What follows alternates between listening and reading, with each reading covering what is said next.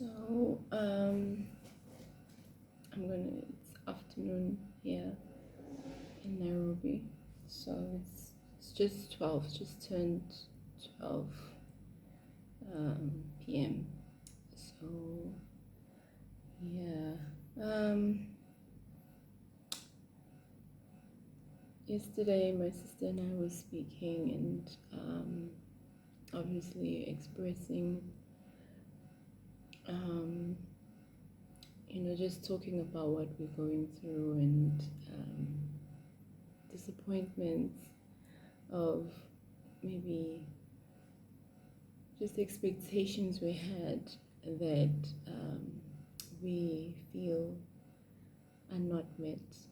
And she and she spoke of she spoke of Joseph, and like, Joseph went through it, but at the end, it was like it was worth it what he went through.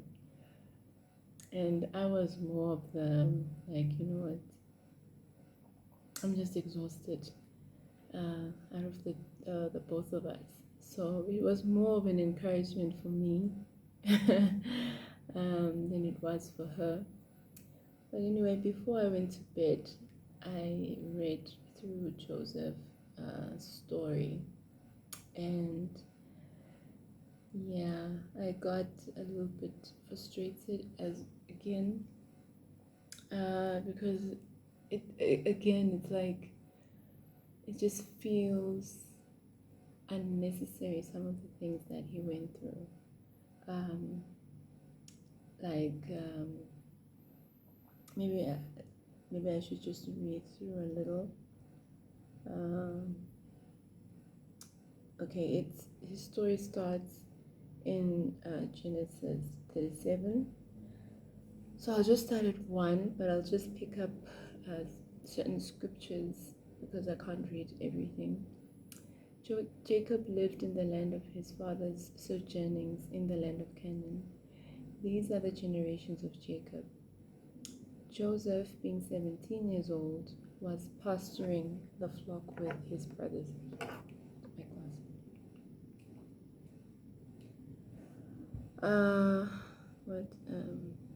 Joseph, being 17 years old, was pasturing the flock with his brothers. He was a boy with the sons of Bilhah and Zilpah, his father's wives, and Joseph brought bad reports of them to their father. Now Israel loved Joseph more than any other of his sons, because he was the son of his old age. And he made him a robe of many colors. But when the brothers saw that their father loved him more than all his brothers, they hated him and could not speak peacefully to him. Like, for example, one of the examples, like how, like, he has control of what his father did, instead of really taking this up with their dad. They chose to victimize someone who had nothing to do with the decision their dad had made. So Joseph was hated because he was loved by his dad. So you see a lot of jealousy in Joseph's story. I'm going to handpick another scripture. Okay, so now Joseph had a dream. When he told it to his brothers, they hated him even more, and he said to them, "Hear this dream that I have dreamed. Behold, we were binding sheaves in the field, and behold, my sheaf arose and stood upright, and behold, your sheaves gathered around it and bowed down to my sheaf." His brothers said to him, "Are you indeed to reign over us, or are you indeed to rule over us?" So they hated him even more for his dream and for his words. Then he dreamt another dream and told it to his brothers and said, "Behold, I have dreamt another dream. Behold, the sun, the moon, and the 11 stars were bowing down to me." But when he told it to his father and to his brothers, his father rebuked him and said to him, "What is this dream that you have dreamed? Shall I and your mother and your brothers indeed come to bow ourselves to the ground before you?" And his brothers were jealous of him, but his father kept the saying in his mind. So Joseph dreamt. So in to sum up the dreams, essentially, it is when you the dreams really show him being glorified by his brothers. And now, on top of the fact that they don't like him because he's the favorite, the dad's favorite, now he's sharing with them that even in the future, he's going to be more important than they are, and they are to bow down to him. And obviously, it makes it even worse. So,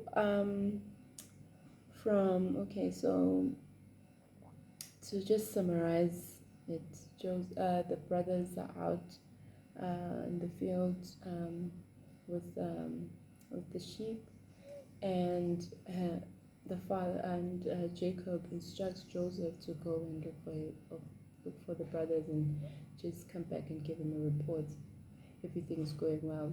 So from 18 it says they saw him from afar, and before he came near to them, they conspired against him to kill him.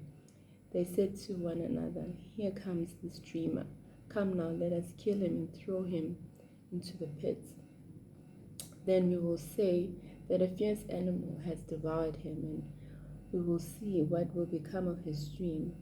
But when Reuben heard it, and he rescued him out of their hands, saying, "Let us not take his life." And Reuben said to them, "Shed no blood, throw him into the pit in the wilderness, and do not lay a hand on him, that he might rescue him. He might rescue him out of their hand to restore him to his father." So when Joseph came to his brothers, they stripped him of his robe, the robe of many colors, and he wore, and they took him and threw him into a pit. The pit was empty and there was no water in it. So again, now he's coming, sent by the dad, and they see him from afar, and they're like, "We're dealing with him today. We're killing him." Imagine your big brother, your big brothers, like people who are supposed to be protecting you, supposed to be loving you, are the ones who want to, well, end your life because of jealousy. So Reuben, the big brother, tries to come to his rescue and comes up with a different plan. They throw him in a pit, but as we know, we can read through 37. As we read through, there are Ishmaelites who pass through. Ishmaelites, they would be related with them, because Ishmael was their what? So Isaac is their grandfather. Yes, so it's their other grandfather. Yeah. So anyway, Ishmaelites were passing through, going to Egypt, and they sold Joseph to these Ishmaelites going through to Egypt. Reuben was not aware of this. For some reason, he had gone somewhere, and when he returned, Joseph was not there, so they took his robe, because they had the robe with them, and they slaughtered an animal and they just dipped it in blood. Went to the dad and told him his son has been murdered by an animal. And obviously Jacob was distraught. But then his story continues in 39. 39, he's in Egypt, a slave. But then I'll start in 2. No, let me start at 1. Now Joseph had been brought down to Egypt, and Potiphar, an officer of Pharaoh, the captain of the guard, an Egyptian, had bought him from the Ishmaelites who had brought him down there. The Lord was with Joseph, and he became a successful man, and he was in the house of the Egyptian master. His master saw that the Lord was with him, and that the Lord caused all that he did to succeed in his hand. So Joseph found favor in his sight and attended him, and he made him overseer of his house and put him in charge of all that he had. From the time that he had made him overseer in his house and over all that he had, the Lord blessed the Egyptian's house for Joseph's sake. The blessing of the Lord was on all that he had in the house and in the field. So he left all that he had in Joseph's charge, and because of him he had no concern over anything but the food he ate. I mean, like how can you just, yeah, that's just a lot. My prayer with regards to my life is always to overflow. You would read through Psalms 23, and when it gets to that point that my cup overflows, I don't think we understood what it meant at the time. We just thought, I would be so blessed that it's just too much. It's just like, it's too much. But when something overflows, it overflows into something, right? So if I were to take a fountain, for example, and it just keeps up, and it just keeps pouring, like getting water out, wherever the water lands, there's going to be water, right? So if I am so blessed, and there's just so much blessing in my life, and that when I'm saying it overflows, meaning in my environment, meaning with the people who are closest to me, people I work with, people are in my family, yeah, that blessing will also benefit them. That's what it means. So I would always pray to overflow in my work environment, to overflow at home, to overflow in my relationships. I would pray that even if I were to meet a stranger, that somehow that stranger encounters the Lord through me. That's my understanding of overflowing. And obviously Joseph was overflowing in Potiphar's house, because Potiphar could see the difference that since this guy has entered my house, things have been happening, like good things have been happening. And because of that, he put him in charge of the rest of the house. So the story continues. Unfortunately for Joseph, the wife was, the wife had issues. Potiphar's wife. My eyes are sore, I don't know what's wrong. She had issues and wanted to sleep with Joseph. And Joseph, being a child of God, understood that that's adultery, and he could not participate in something like that. He turned down all her advances to the point where at some point he ran out of the house, and she held his garment, and then she lied to Potiphar and everyone else in the other servants that Joseph tried to rape her. And Joseph was thrown in prison for no reason whatsoever. He was in prison. Doesn't that frustrate you? I know it frustrates me. Like I got I know the story, but when I read it, I just got really frustrated. It was like, But why does it have to? Why does it have to go that way? Like, he's faithful, why is he not protected? But anyway, it says, and Joseph's master took him and put him in the prison, the place where the king's prisoners were confined, and he was there in prison. But the Lord was with Joseph and showed him steadfast love and gave him favor in the sight of the keeper of the prison. The keeper of the prison put Joseph in charge of all the prisoners who were in the prison. Whatever was done there, he was the one who did it. The keeper of the prison paid no attention to anything that was in Joseph's charge, because the Lord was with him, and whatever he did, the Lord made it succeed. Again, like, now he's just in this horrible place. He's in prison, because obviously prisons are not hotels, so it's not a good place to be. But anyway, Joseph, it says the Lord's favor was upon him, and he was also entrusted with responsibility there. And with that responsibility, Joseph was succeeding. He was overflowing in prison. It made me think of, how you, being a child of God, and you do things, you're mindful of how you live. You essentially are captured by the scripture, like, you are the light and the salt of the earth. So you are very conscious of how you live your life. You're conscious of the decisions that you're making.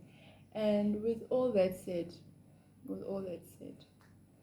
and then you would go through a lot of disappointment and frustration. You're like, okay, what's going on here?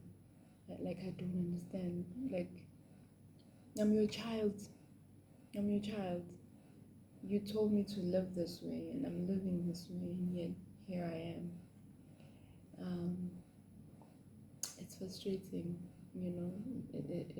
I felt frustrated in my situation, but I just got frustrated for Joseph as well, because he did not rape that woman. Instead, he ran from the woman, and yet he was in prison. Yeah. So anyway, it continues. So he's in prison, as it mentions on on a couple of verses that I read, that there were the Pharaoh's prisoners there. One was a cupbearer, one was a baker. So they have dreams, and then they didn't understand what the dreams meant. Joseph, having the Lord's favor, was able to interpret their dreams and help them, and they got out. One was murdered, as Joseph had interpreted, and the other one was placed back in their position. And then, so after Joseph has interpreted the dream of the one who would be reinstated, he requests that when you're there, don't forget me, because actually I'm not supposed to be here. I didn't do what they said I had done. I don't deserve to be here. But when he gets out, he forgets about Joseph. That made me angry too. Like, okay, Lord, why did this guy forget? Why didn't you remind this guy? But anyway, after two whole years, Pharaoh dreamt that he was standing by the Nile, and behold, there came out of the Nile 7 cows, attractive and plump, and they fed in the reed grass. And behold, 7 other ugly and thin came out of the Nile after them, and stood by the other cows on the bank of the Nile. And the ugly thin cows ate up the 7 attractive plump cows, and Pharaoh awoke. He fell asleep and dreamed a second time, and behold, 7 years of grain, plump and good, were growing on one stalk, and behold, after them sprouted 7 years thin uh, blighted by the east wind, and the thin years swallowed the seven plump 7 years. And Pharaoh awoke, and behold, it was a dream. So in the morning, his spirit was troubled, and he sent and called for the magicians of Egypt, all its wise men. Pharaoh told them the dream, but there was none who could interpret them to Pharaoh.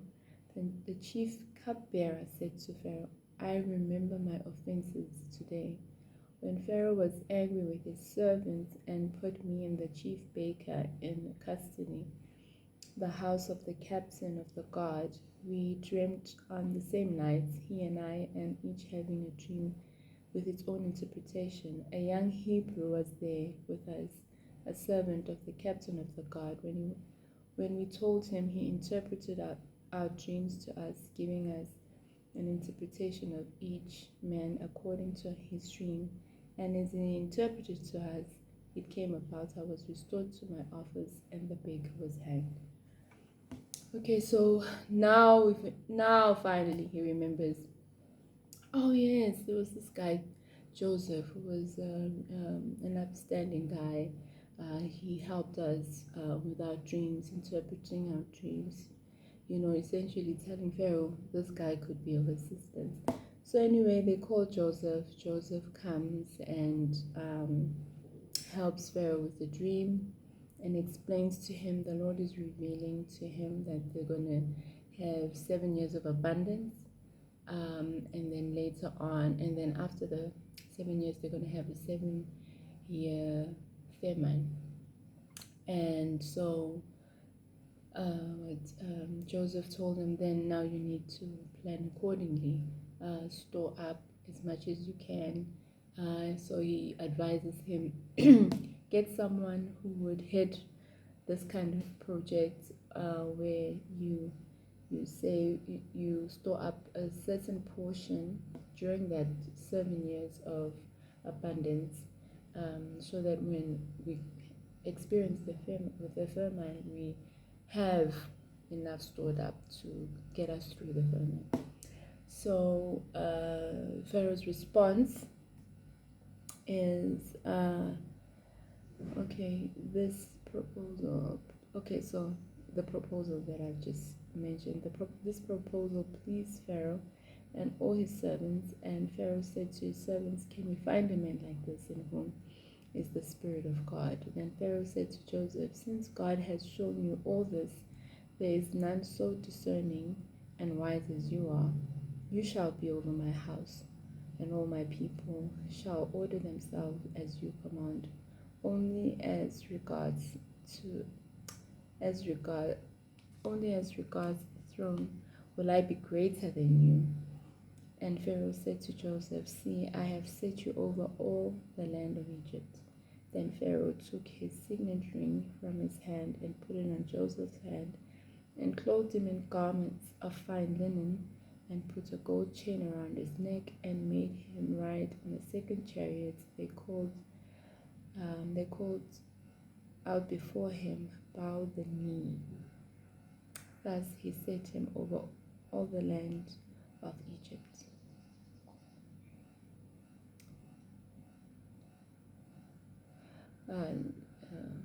Okay, I think we can move in. Moreover, Pharaoh said to Joseph, I am Pharaoh, and without your consent, no one shall lift up a hand or foot in the land of Egypt. Yeah. So, yeah. When we started, when Joseph's betrayal from his brothers, when it started out, he was ripped of his colorful coat, and then now Pharaoh dressed him in honorable robe, and his mention of jewelry. So he's just placed in a place of, he's just put in a position of honor. So he's just second in command from Pharaoh, a foreigner. He's not Egyptian, and yet he is second in command of Egypt. And then I like what he says. Uh, uh, I am Pharaoh, and without your consent, no one shall lift up hand or foot in all the land of Egypt. Meaning, the authority that he has given Joseph is just like he's like a king, right? But his obviously Pharaoh is the king, right? But you get what it means. So yeah, I tried reconciling everything. You know, how how it began, how it ended, and obviously there's more to the story. Eventually, his brothers do come to Egypt to seek for food during that 7 years of a famine because they had stored up. So they came to Egypt to buy food, and then they encounter Joseph, and they end up bowing down to Joseph as he had dreamed. And well, his family, all of them, they come into Egypt, including their dad. This eventually finds out that uh, he's alive, and they all come and live in Egypt. And they're given the best of the land. So it just works out. It just works out because there's a point where their brothers are crying, feeling horrible for what they've done, and then I'm trying to look.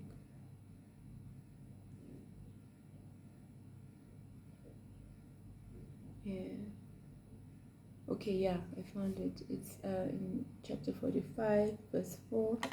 So Joseph said to his brothers, "Come near me, please." And they came near, and he said to them, "I am your brother Joseph, whom you sold into Egypt. And now do not be distressed or angry with yourselves because you sold me here, for God sent me before you. My eyes. Sent me before you to preserve life.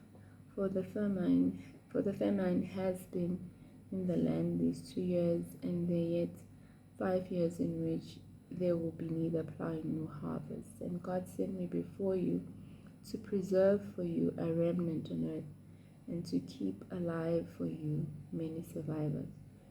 So it was not you who sent me here, but God. He has made me a father to Pharaoh, and lord over all his house, and ruler over all the land of Egypt."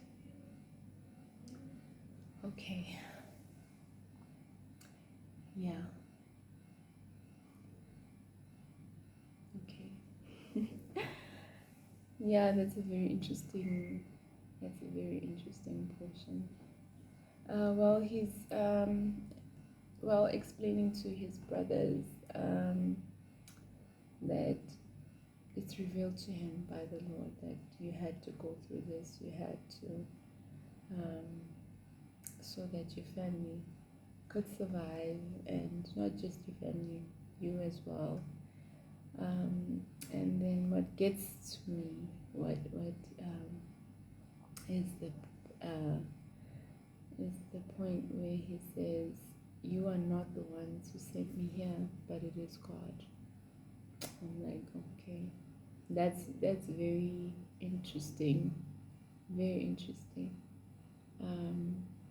Because then you think of all that Joseph went through, and yes, the Lord was with him, but he went through it. So it brings us back to us as his children, that we go through things. We go through things, and then you're like, it feels like you're quiet. It feels like you're quiet. It feels like you're distant, and you are not aware, or you're not interested.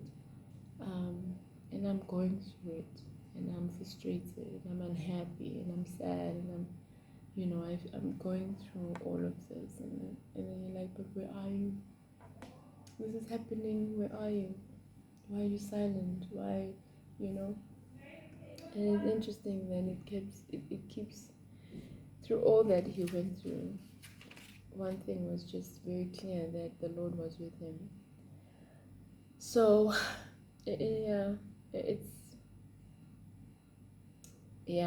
I'm going through something. So, I'm in that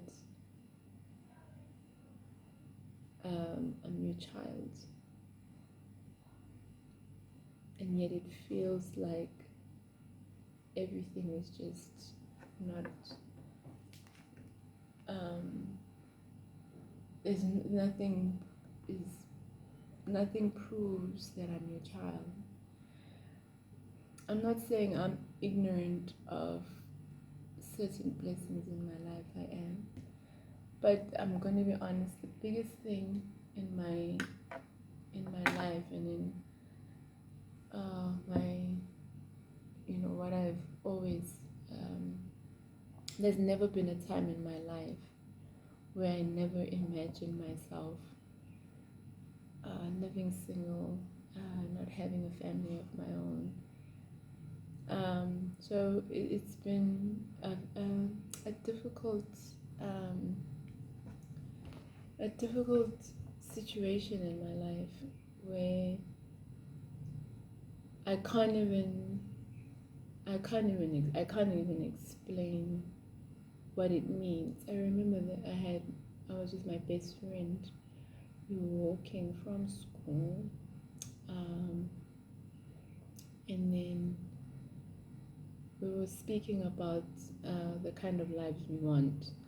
And she was like, she wants to be a single mom, like have her own life, a life of going out and just having fun.